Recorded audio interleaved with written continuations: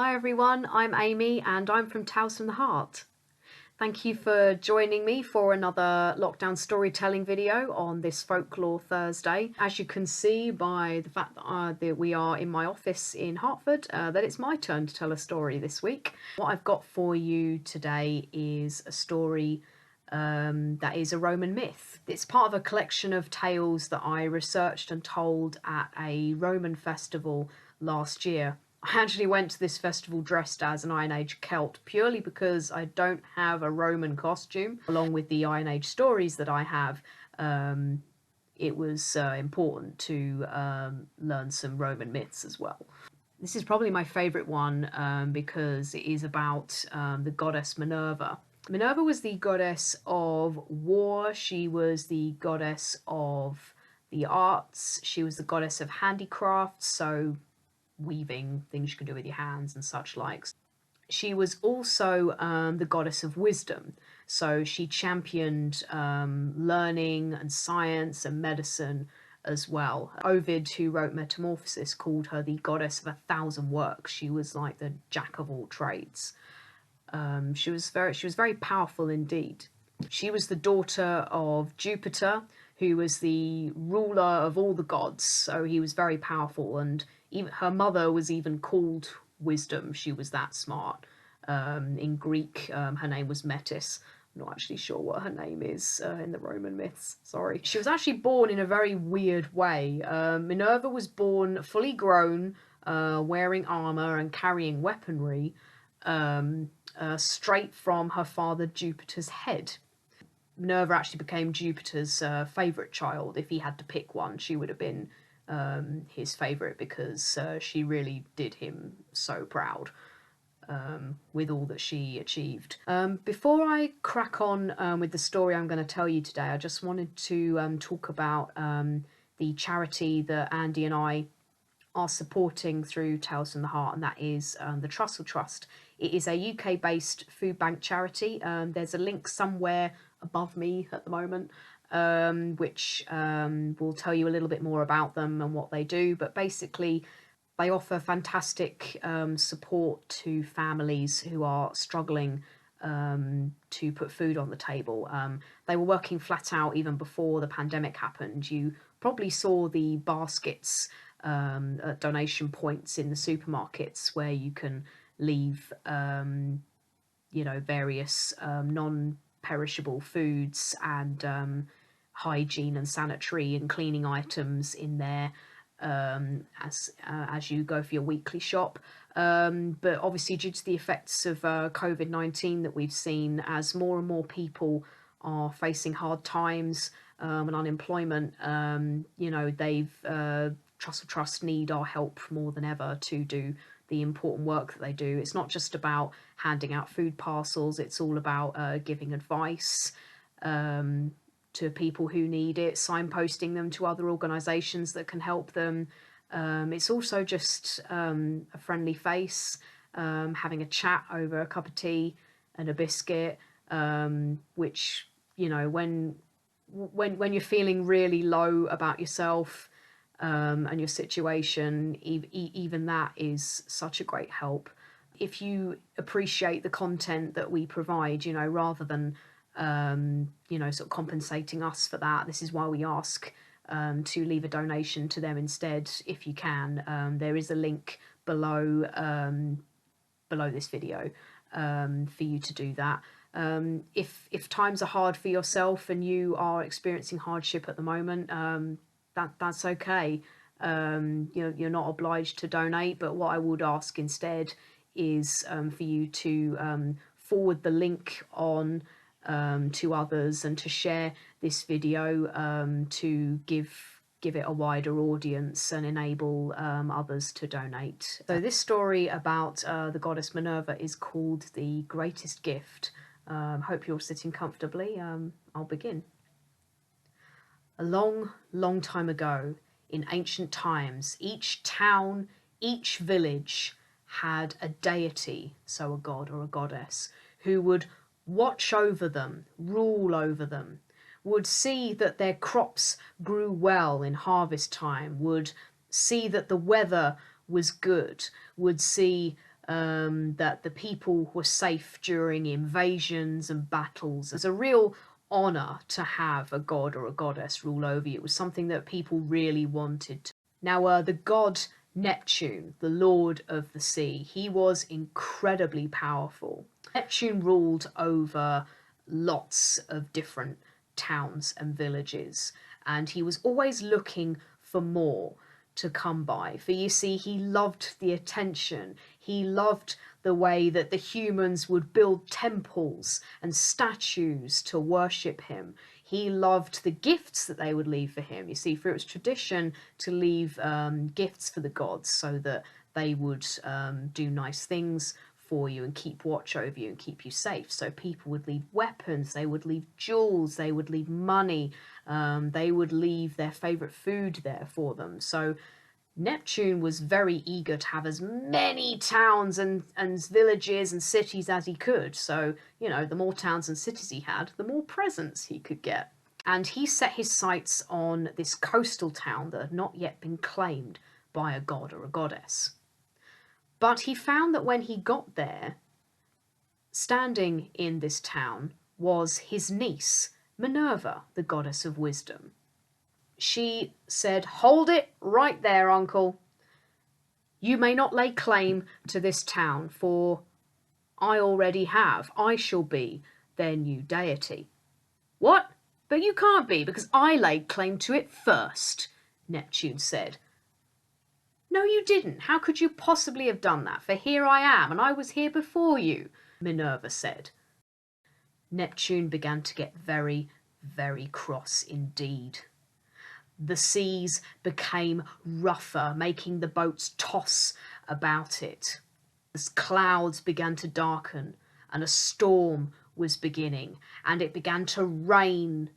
Rumbles of thunder came, flashes of lightning appeared. The townsfolk were petrified. They did not want to be punished for something they hadn't done. They hadn't even chosen a god or a goddess yet. But still the arguing and the bickering continued between them. Minerva said, "Do you really think, uncle, that you can scare me with your change in the weather? I don't think so. What are you going to do? Throw a loom at me?" Minerva was not impressed. "If you carry on like this, uncle, being the goddess of the arts, I could command the artisans, the poets, to write plays, write songs, write poems about just how much of a pathetic god you are that will last until the ends of time." The townsfolk could feel the tension between the two gods rising and rising. Now, they didn't want to offend either god by choosing one over the other. They didn't know what to do. Normally they would be thrilled to have a deity. It was a great honour. But how on earth would they get out of this one? After a while, Minerva could feel in the air the anxiety and the fear of the people around them. Now, Minerva was compassionate. She knew that to continue arguing would not do at all. She was far too clever for this sort of nonsense anyway. But she knew that, being that her uncle Neptune was very quick to anger, he was very proud, he would not give in easily, and she did not wish for him to punish these folk just for the sake of an argument between uncle and niece. And so Minerva said, "Look, let's end this arguing here and now. Let's settle this. The only way we can make this fair," she said, "is to have a competition." Neptune's ears pricked up at this. For you see, he loved a contest. He loved a competition, for it was a chance to show off. "Go on," he said. Minerva said, "We can make a game of this. Why don't you and I give these townspeople a gift each? And whichever gift the townspeople choose and declare as the greatest gift, that is the god who will rule over this coastal town. You can't say fairer than that." Neptune thought about it. And being the proud god that he was, knowing just how powerful he was and how much of a popular god he was, he thought this will be easy. He will wipe the floor with Minerva in this challenge. Challenge accepted, he said. We begin tomorrow. And so the townsfolk went uneasily to their beds. Minerva came to them in dreams, and she whispered to them that all would be well. The next day, as the sun rose, Neptune returned to the coastal town. With his very powerful index finger, he tapped the mountainside beyond. Now, this tap for him was like an earthquake for the townspeople. The ground shifted, the ground rumbled beneath them as they rose from their beds. And they could hear the gushing sounds of water coming from the mountains. They were afeared. They thought perhaps Neptune had sent them a punishment in the form of a flood. But no, what had happened instead is Neptune had sent them a river, a brand new river that ran through their town. For you see, he had noticed that the river nearby was drying up. Now this one would do very well for them, he thought. They could use some fresh water. This, he guaranteed, would be the greatest gift, and that this would be the one they chose. The townsfolk were absolutely delighted at this gift. They ran straight into it, splashing about. They took buckets, they took cups, they took bowls, and even cupped their hands and took sips of the water. But as they did so, Neptune could see their grimaces, their winces. They tried to smile and show their appreciation, but they could not. They spat the water straight back out again. They felt sick, for you see, this water was not like the water that they got from brooks, from streams elsewhere. For you see, this river water was salt water. So now came Minerva's turn. In an open meadow, Minerva sought the perfect place. She took a seed and she put it in a hole in the ground, and she waved her hand over it, and she granted that the rain would come and nurture the seed. She granted that the sun would shine directly on it, and being an enchanted seed, it grew very quickly. It took root in the ground, and there, before their eyes, a shoot appeared, and then it grew into a sapling, which then grew into an olive tree. The townspeople nervously picked the olives one by one, and they ate them. And they were delicious. They were overjoyed. For you see, this olive tree was in fact the greatest gift, for it would give them food, it would give them shelter. They could eat the olives straight from the tree, or they could use it to make olive oil. But they were still fearful. They struggled to find the words to say that this is the gift they chose. Minerva waited with them, hoping that this plan had worked, waiting with bated breath to see what the mighty god Neptune would say or do next.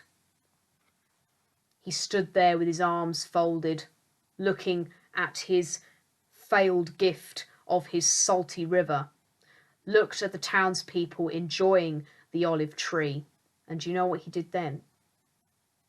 He threw back his head and he laughed in an almighty roar.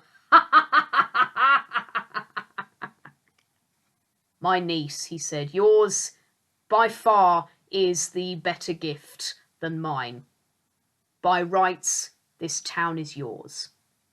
And there he left them upon his chariot. And the townspeople got to work straight away. They cheered and they built a temple and a statue for the goddess Minerva herself. And because of the actions of Minerva that day, she became one of the most popular gods in Roman culture.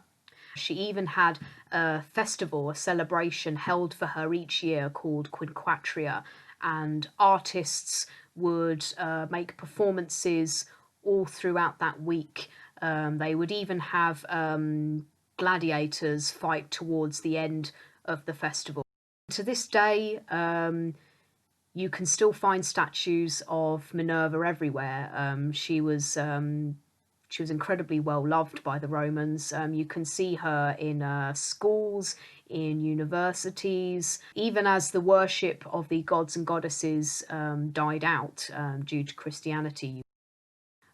So it just goes to show just how awesome Minerva is. If you enjoyed this story, please give it a like, share it with your friends and family. If you're new to our YouTube channel, don't forget to subscribe and click the bell icon as well so that you never miss a new story from us when we release one every week. We're on Facebook and Twitter, so give us a like and a follow on there as well. Leave a comment, have a chat to us, let us know what stories you'd like to hear from us next. We love hearing new stories or suggestions of what we could tell. Hope you're all staying safe and well at the moment, and look forward to seeing you next time. Take care, everyone. Bye bye.